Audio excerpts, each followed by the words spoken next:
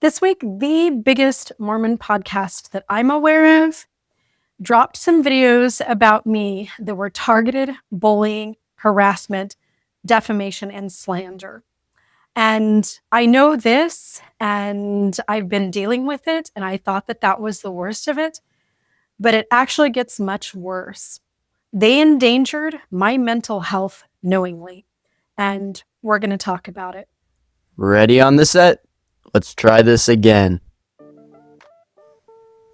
I'm Jenna Gage, and this is Life Take 2.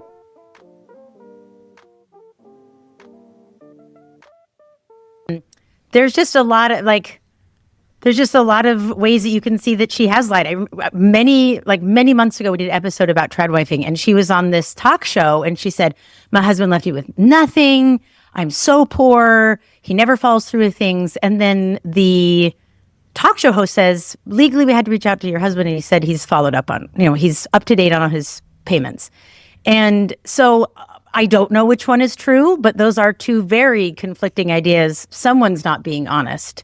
And she's the one who's getting, like and subscribe for what she's saying. And he's just living his quiet, now remarried, healthy, he's moved on life. So I'm kind of tempted to believe him because he has no skin in the game. He's not looking for money for saying that, right? Where she does. I want to hear from him. I would Same. love to talk to him directly and be just what was it like being married to a crazy woman? Well, actually, so I'm going to show you why I want to invite him on the show too. I need to start this video with a little bit of housekeeping. First of all, I have been very sick for the past 2 weeks. I went into anaphylactic shock as an autoimmune response to a flu that our whole family had, and have had a really long week. I still have hives on my face, and my throat is still really raspy, so my voice is terrible, and I'm exhausted, and it's late at night here. This is as good as my voice gets and as good as my face gets. I'm not exactly camera ready, and I'm rattled. Second, I made an announcement that I was going off my social media almost 3 weeks ago. I privatized my TikTok account. I've been over there just dumping followers, literally removing followers. I have some parameters for people that I'm keeping. I spend time every single day doing that. I deleted all of my YouTube scripts and did not produce any new content for YouTube, had no plans to produce any new content for YouTube. And I have been pulled back into my online platforms by what's going on. There are a couple of reasons why it's important for me to talk about what's going on. I know a lot of people have said, Jenny, just ignore it. It'll go away. First of all, for the 24 years that I spent in domestic violence, there were so many times when I just simply couldn't speak. There was nobody that I could talk to.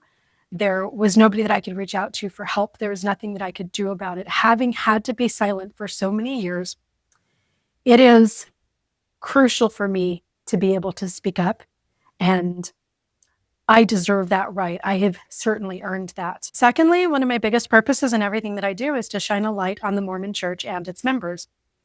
And if I don't shine a light on what these people are doing to me, then I don't even know what I'm here for. And lastly, there is a bigger conversation that needs to be had, and that is the way that people treat people online, especially when it comes to targeted bullying and harassing in ways that endanger others. I have lost friends to self-unaliving.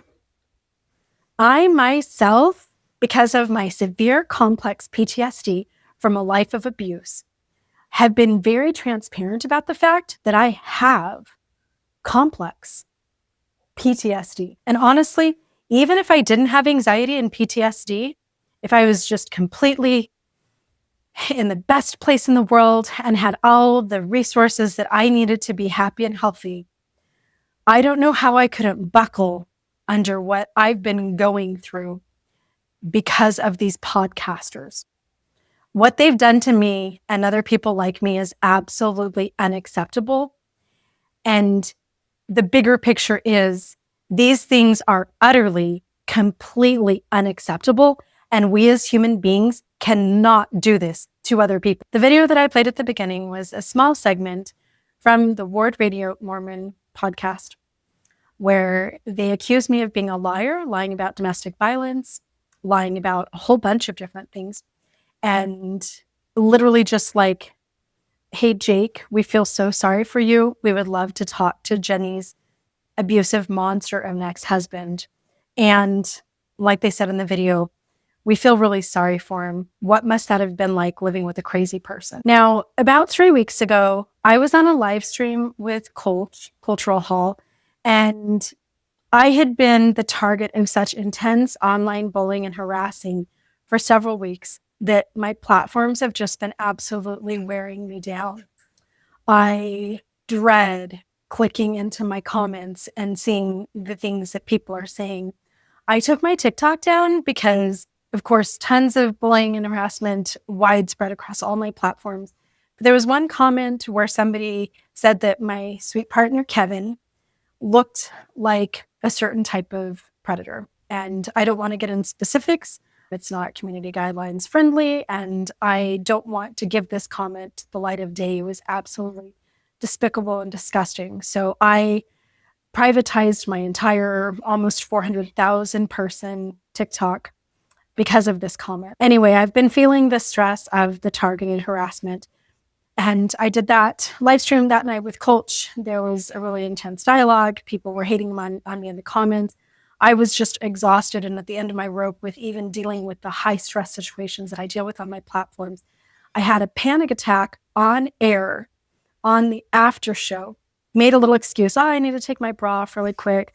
Like, it's just hurting me. Having chest pains. I can't breathe was what was happening. Finally, I was just like, you know what? I suddenly have to go. And I just got off and proceeded to have a panic attack. Was anxious, couldn't sleep the whole night, felt sick the next day. Sometime that weekend, I would post the video where I said goodbye to my YouTube channel and explained that I was in mental health crisis because of the bullying and harassment that I received online. And I'll link that video in the description here. I'm not going to take the time to play a segment of it. In that video, a person named Charlotte commented.